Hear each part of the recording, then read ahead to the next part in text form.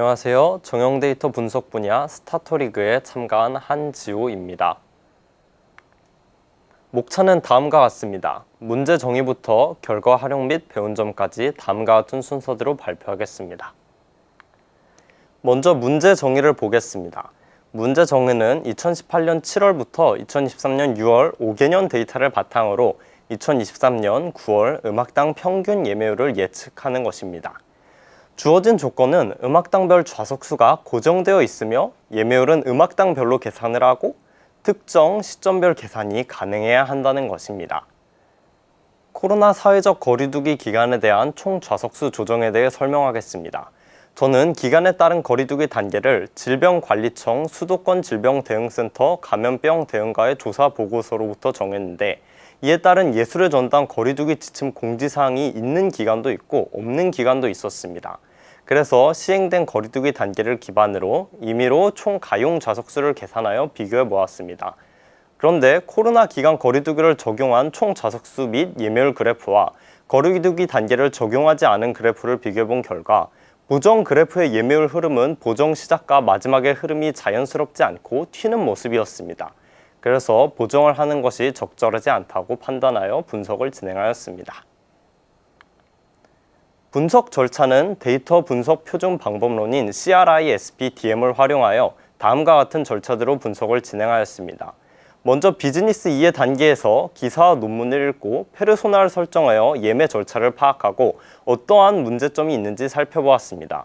이로부터 11개의 가설을 도출하였습니다. 그 다음 데이터 이해 단계에서 음악당별 공연별 데이터를 월별로 집계하여 데이터 분석을 하였습니다. 데이터 분석은 단별량 분석과 이별량 분석을 그래프로 수행하였습니다. 그리고 모델링을 위한 데이터 전체를 수행하고 모델을 생성하여 비교 평가하였습니다. 비즈니스 이해 과정에서 저는 다양한 기사와 논문을 찾아보았습니다. 기사와 논문은 후에 가설을 도출할 때 도움이 되었습니다.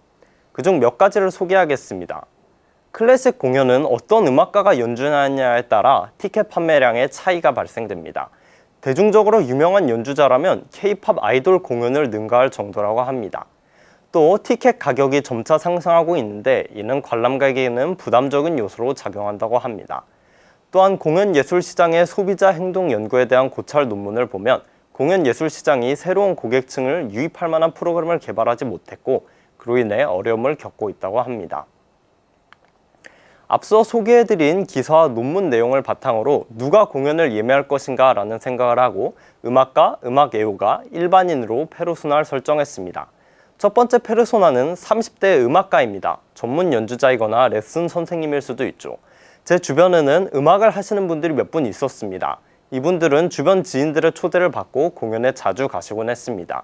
그러한 정보를 바탕으로 페르소나 1을 설정했습니다. 두 번째 페르소나는 50대 음악 애호가입니다. 말 그대로 음악을 좋아하시는 일반적인 직장인이라고 생각하시면 됩니다. 이분은 공연을 자주 관람하시며 예술의 전당 멤버십 회원이기도 합니다. 세 번째 페르소나는 30대 일반인입니다. 클래식 음악을 특별히 좋아하는 것은 아니지만 가족과 함께 클래식 공연을 관람한 적이 몇 번 있습니다. 티켓이 지나치게 비싸지만 않으면 여가활동으로 예술의 전당에서 열리는 공연을 방문하실 분입니다. 다음으로 페르소나의 예상 행동으로부터 얻은 정보들과 각종 기사들로 예매율에 영향을 줄 것으로 보이는 가설 11개를 도출했습니다. 예매율에 영향을 줄 것으로 보이는 요인들은 장르, 평일 및 주말 여부, 경제 상황, 연주자의 인지도, 예매 기간, 공연 시기, 그리고 국내외 연주자 여부, 선예매 오픈 여부, 사회 문화적 관심을 끄는 이벤트가 있는지, 경쟁 공연장의 A급 공연수, 티켓 가격 등입니다. 이렇게 총 11가지의 가설을 수립했습니다. 그리고 데이터를 수집하고 분석하고 전처리 과정을 거쳤습니다. 전처리를 수행할 때 가장 어려웠던 점은 가격을 공연 단위로 붙이는 것이었습니다. 할인 종류가 수백 가지가 넘었고 영원으로 설정되어 있는 값도 많았습니다. 평균 가격을 구하고 싶었는데 가격의 종류가 너무 다양하여 의미가 없다고 판단, 최대 가격을 계산하였습니다. 또한 가설 중에는 수집 가능한 정보도 있지만 수집이 불가능한 정보도 있었습니다. 특히 연주자 인지도를 정리하기 위해서 공연예술통합전산망에서 추가 데이터를 수집했는데 제공받은 데이터와 연결이 안 되어서 빅콘테스트 팀에게 이메일로 문의한 결과 매핑 정보에 노이즈가 포함되어 있다고 회신을 받았습니다. 그래서 이 데이터를 사용하지 못한 점이 아쉬웠습니다. 그리고 추가 데이터로는 소비자 물가지수와 소비자 심리지수, 그리고 검색량 데이터를 수집했습니다. 해결해야 할 문제가 음악당별 9월 예매율 예측이기 때문에 수집된 데이터를 공연별 월 단위로 집계하였고, 시계열 데이터를 감안하여 가설에는 없었지만 추가 변수를 도출했습니다. 예를 들어 최근 3개월간 평균 예매율, 전월과의 차이, 증가했는지 증가하지 않았는지 등입니다. 모델링에서는 선형외기, 랜덤 포레스트, 최근접 이웃 알고리즘을 사용해서 가장 좋은 성능의 모델을 선정했습니다. 다음은 분석 결과, 예매율과 실제로 관련이 있었던 중요 가설들입니다. 왼쪽 그래프를 보시면 장르에 따라 예매율의 차이가 있다는 것을 알 수 있습니다.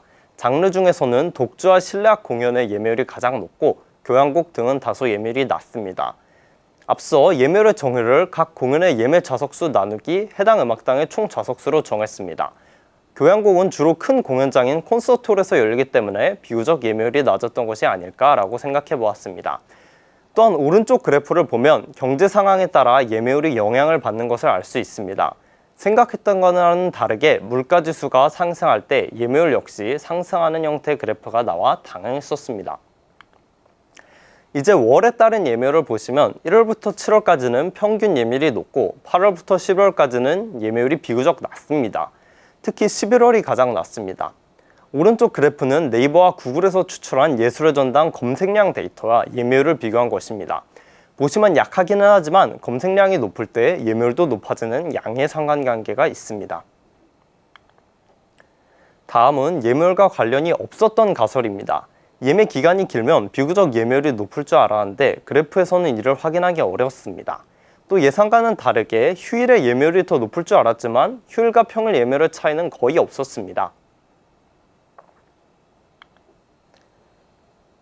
다음은 모델링 및 결과입니다. 먼저 제공받은 데이터를 학습용과 검증용으로 분할했습니다. 학습용은 모델을 생성하는 데 사용하였고 검증용은 모델을 평가하는 데 사용하였습니다. 테스트 데이터는 2023년 9월 공연 예정 정보를 예술의 전당 사이트, 시간표와 달력에서 수집해서 예측을 시도하였습니다. 콘서트홀, IBK 챔버홀, 리사이트홀은 각각에 대해서 선형외기, 랜덤 포레스트, 최근접 이웃 알고리즘으로 모델을 생성하고 성능을 비교하였습니다. 성능을 비교할 때는 MAE, 평균 절대 오차를 사용하였습니다. 결과는 보시는 것처럼 랜덤 포레스트 모델이 모든 공연장에 대해서 성능이 가장 좋게 나왔습니다. 다음은 결과 활용에 대해 제안하는 아이디어입니다. 예매율 분석 결과 특정 공연의 예매율이 높은 경향을 보이는 것으로 나타났습니다. 비교적 예매율이 낮은 다른 공연들에 대한 마케팅 전략을 세워 예매율이 너무 한쪽으로만 치우치지 않고 균형 잡힐 수 있도록 할 수 있습니다. 또한 예술 공연 프로그램을 더욱 다양화하여 새로운 관객들을 유입할 수 있습니다. 그리고 예매 시기를 최적화할 수도 있습니다. 사람들이 공연장을 많이 찾지 않는 달에는 할인이나 쿠폰 등을 사용하여 관객들을 모으고 사람들이 많이 모이는 달에는 때에 따라서 가격을 조정하여 예매율을 증가시킬 수 있습니다. 이번 빅 콘테스트에 참가하면서 배운 점과 아쉬운 점을 몇 가지 적어보았습니다. 먼저 배운 점은 실제 데이터와 직관은 많이 다르다는 것입니다. 가설을 세울 때 페르소나와 기사, 그리고 제가 알고 있는 지식을 바탕으로 가설을 만들었습니다. 대표적인 것은 휴일 여부입니다. 대부분의 사람들은 주로 휴일에 여가 활동을 하고 싶어 하는데 공연 예매율에는 관련이 없다는 의외의 결과가 나왔습니다. 실제 데이터와 직관이 다름을 알게 되었습니다. 그리고 페르소나를 전까지는 접하거나 직접 설정해 볼 기회가 없었는데 가설을 구체적으로 만든 데 큰 도움이 되었습니다. 또 예술의 전당 예매 비즈니스 대에 자세히 들여다볼 수 있었습니다. 과제를 다시 하게 된다면 미확인 가설 확인과 추가 데이터 적용을 해보고 싶습니다. 공연 예술 통합 전산망에서 수집한 추가 데이터를 기존에 주어진 데이터의 노이즈로 인해 사용하지 못한 점이 아쉬웠습니다. 또한 물가지수와 소비자 심리지수 외에도 문화지수를 데이터에 적용해보고 싶었습니다. 몇몇 보고서에서 문화지수를 소개하고 있어서 데이터를 구하려 했지만 구할 수 없어서 다시 과제를 한다면 한 번 더 찾아보고 싶습니다. 또한 CRISP DM 사이클을 더 수행해보고 싶습니다.